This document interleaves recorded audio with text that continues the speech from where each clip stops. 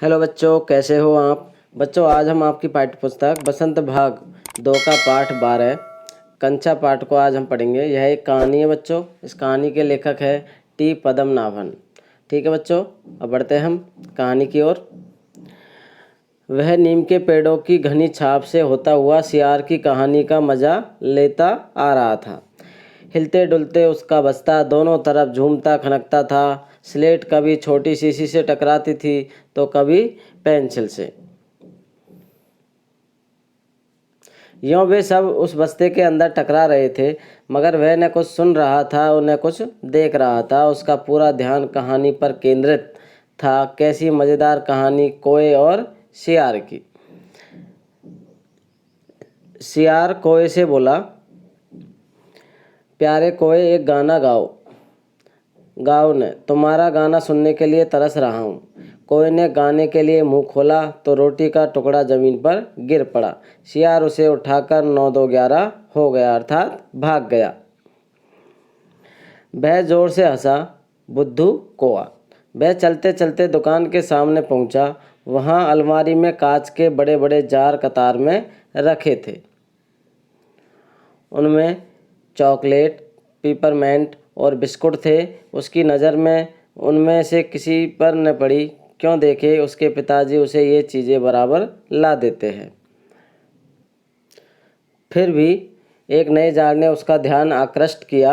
वह कंधे से लटकते बस्ते का फीता एक तरफ हटाकर उस जार के सामने खड़ा टुकुर टुकुर ताकता रहा। नया नया लाकर रखा गया है, उससे पहले उसने वह चीज़ यहाँ नहीं देखी है। पूरे जार में कंचे है। पूरे जार में क्या है? कंचे है। हरी लकीर वाले बढ़िया सफ़ेद गोल कंचे, बड़े आंवले जैसे, कितने खूबसूरत है। अब तक ये कहाँ थे? इस प्रकार वह सोचता है। शायद दुकान के अंदर। अब दुकानदार ने दिखाने के लिए बाहर रखा होगा। उसके देखते देखते जार बड़ा होने लगा। वह आसमान सा बड़ा हो गया तो वह भी उसके भीतर आ गया। वहाँ और कोई लड़का तो था नहीं था, फिर भी उसे वही पसंद था। छोटी बहन के हमेशा के लिए चले जाने के बाद वह अकेले ही खेलता था। वह कंचे चारों तरफ बिखेरता और मज़े में खेलता रहा। तभी एक आवाज़ आई, लड़के, तू उस जार को नीचे गिरा देगा। वह चौंक उठा।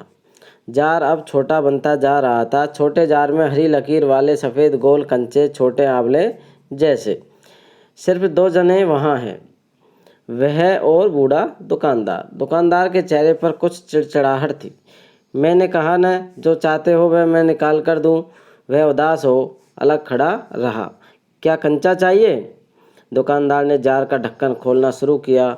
उसने निषेध में सिर हिलाया, अर्थात मना कर दिया। तो फिर सवाल खूब रहा, क्या उसे कंचा चाहिए? क्या चाहिए उसे खुद मालूम नहीं है। जो भी हो, उसने कंचे को छूकर देखा।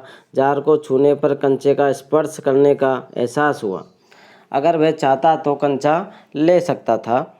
लिया होता तो स्कूल की घंटी सुनकर वह बस्ता थामे हुए दौड़ पड़ा। देर से पहुंचने वाले लड़कों को पीछे बैठना पड़ता है। उस दिन वही सबके बाद पहुंचा था, इसलिए वह चुपचाप पीछे की बेंच पर बैठ गया। सब अपनी अपनी जगह पर है। रामन अगली बेंच पर है। वह रोज़ समय पर आता है। तीसरी बेंच के आखिर में मल्लिका के बाद अम्मू बैठी है। जॉर्ज दिखाई नहीं पड़ता। लड़कों के बीच जॉर्ज ही सबसे अच्छा कंचे का खिलाड़ी है। कितना भी बड़ा लड़का उसके साथ खेले, जॉर्ज से मात खाएगा। हारने पर यूं ही विदा नहीं हो जा सकता। हारे हुए को अपनी बंद मुट्ठी ज़मीन पर रखनी होगी, तब जॉर्ज कंचा चलाकर बंद मुट्ठी के जोड़ों की हड्डी तोड़ेगा। जॉर्ज क्यों नहीं आया है? अरे हाँ, जॉर्ज को बुखार है ना। उसे रामन ने यह सूचना दी थी। उसने मल्लिका को सब बताया था। जॉर्ज का घर रामन के घर के रास्ते में पड़ता है।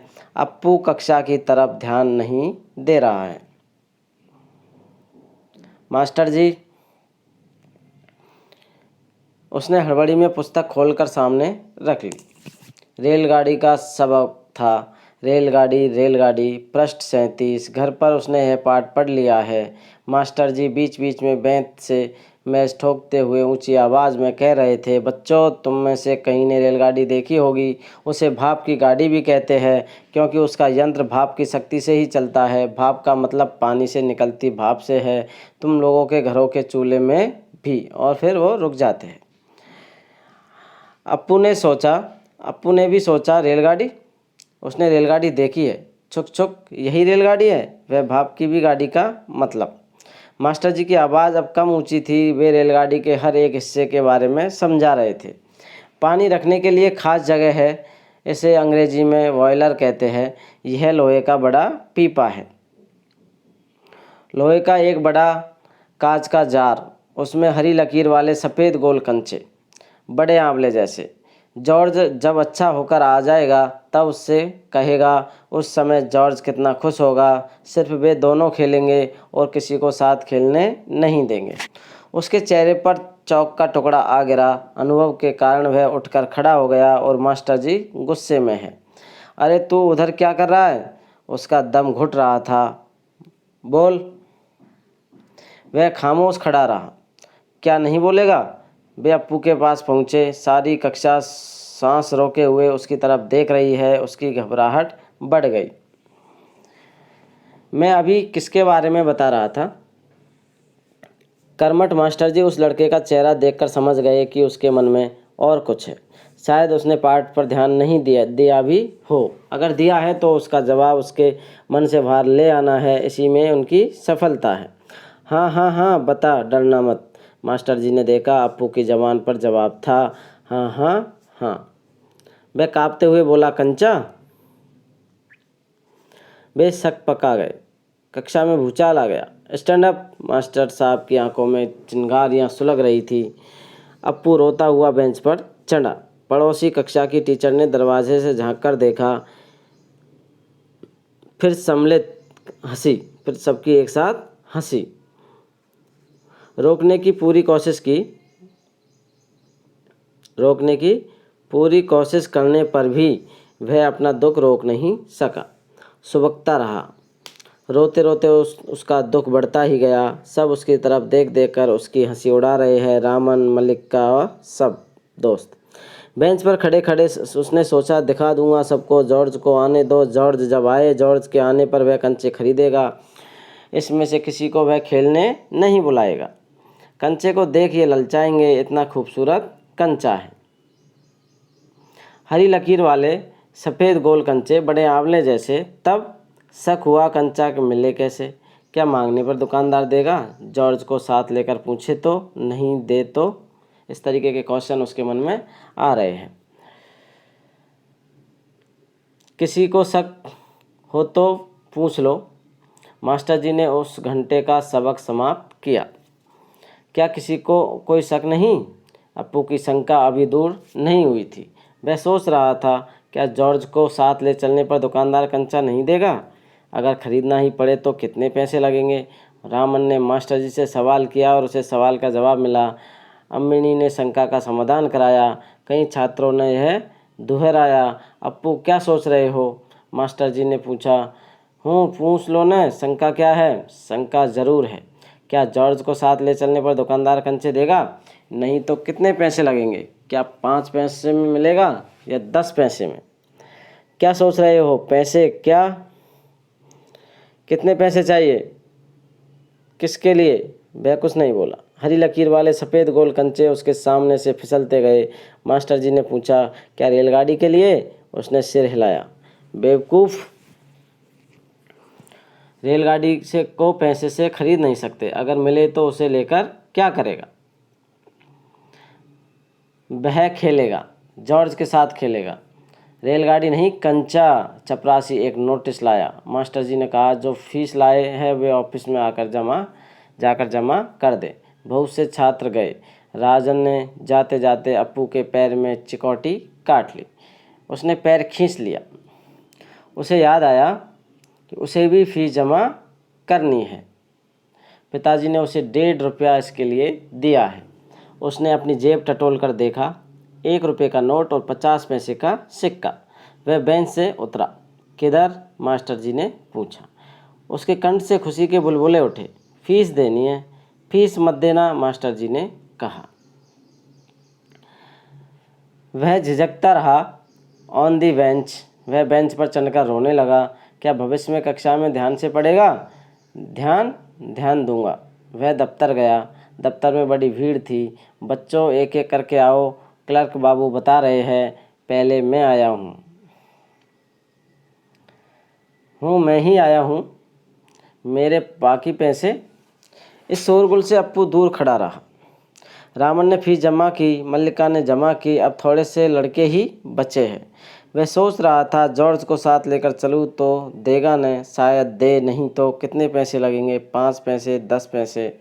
हरे लकीर वाले गोल सफ़ेद कंचे। घंटी बजने पर फीस जमा किए हुए सभी बच्चे इधर से उधर से चले। वह भी चला, मानो नींद से जाग कर चल रहा हो। क्या सब फीस जमा कर चुके? कक्षा छोड़ने के पहले मास्टर जी ने पूछा। वह नहीं उठा। शाम को थोड़ी देर इधर उधर टहलता रहा। लड़के गीली मिट्टी में छोटे गड्ढे खोदकर कंचे खेल रहे थे। वह उनके पास नहीं गया।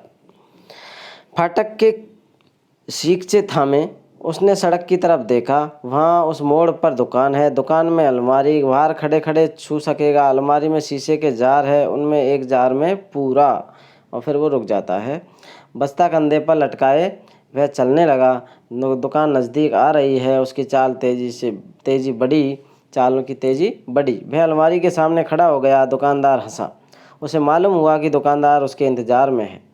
वह भी हंसा। कंचा चाहिए न? उसने सिर हिलाया। दुकानदार जार का ढक्कन जब खोलने लगा तब अप्पू ने पूछा, अच्छे कंचे हैं न? बढ़िया, फर्स्ट क्लास कंचे हैं। तुम्हें कितने कंचे चाहिए? दुकानदार ने पूछा। कितने कंचे चाहिए? कितने चाहिए? कितने? उसने जेब में हाथ डाला और 1 रुपया और 50 पैसे हैं। उसने वह निकाल कर दिखाया। दुकानदार चौंका। इतने सारे पैसों के? सबके? पहले कभी किसी लड़के ने इतनी बड़ी रकम से कंचे नहीं खरीदे थे। इतने कंचों की ज़रूरत क्या है? वह मैं नहीं बताऊंगा, लड़के ने कहा। दुकानदार समझ गया। वह भी किसी ज़माने में बच्चा रहा था। उसके साथी मिलकर खरीद रहे होंगे, यही उनके लिए खरीदने आया होगा। वह कंचे खरीदने की बात जॉर्ज के सिवा और किसी को बताना नहीं चाहता था। दुकानदार ने पूछा, क्या तुम्हें कंचा खेलना आता है? वह नहीं जानता था। तो फिर कैसे कैसे सवाल पूछ रहा है, उसका धीरज जवाब दे रहा था। उसने हाथ फैलाया। दे दो। दुकानदार हंस पड़ा। वह भी हंस पड़ा। कागज़ की पोटली छाती से चिपकाए वह नीम के पेड़ों की छाव में चलने लगा। कंचे अब उसकी हथेली में है। जब चाहे बाहर निकाल ले। उसने पोटली हिलाकर देखा।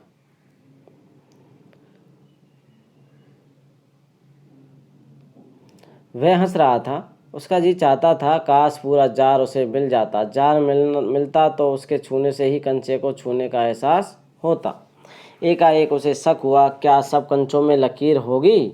उसने पोटली खोलकर देखने का निश्चय किया।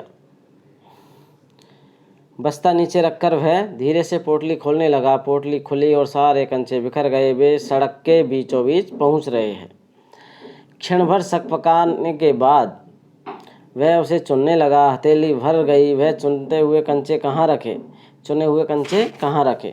स्लेट और किताब बस्ते से बाहर रखने के बाद कंचे बस्ते में डालने लगा। 1 2 3 4 इस तरीके से काउंटिंग करने लगा। एक कार सड़क पर ब्रेक लगा रही थी। वह उस वक्त भी कंचे चुनने में मग्न था। ड्राइवर को इतना गुस्सा आया कि उस लड़के को कच्चा खा जाने की इच्छा हुई। उसने बाहर झांककर देखा। वह लड़का क्या कर रहा है? हॉर्न की आवाज़ सुन कंचे चुनते अप्पू ने बीच में सिर उठाकर देखा। सामने एक मोटर है और उसके भीतर ड्राइवर। उसने सोचा, क्या कंचे उसे भी अच्छे लग रहे हैं? शायद वह भी मज़ा ले रहा है।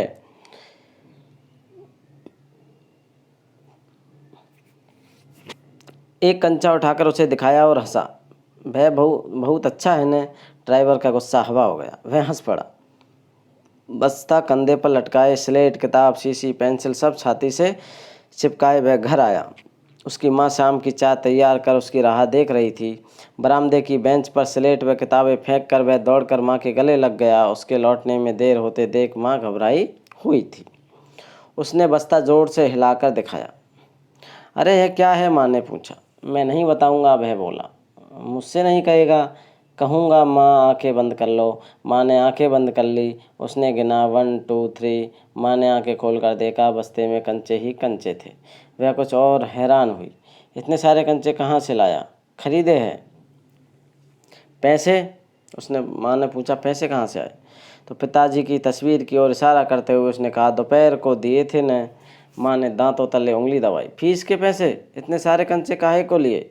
आखिर खेलोगे किसके साथ? उस घर में सिर्फ वही है। उसके बाद एक मुन्नी हुई थी, उसकी छोटी बहन, मगर उसकी छोटी बहन मर चुकी थी।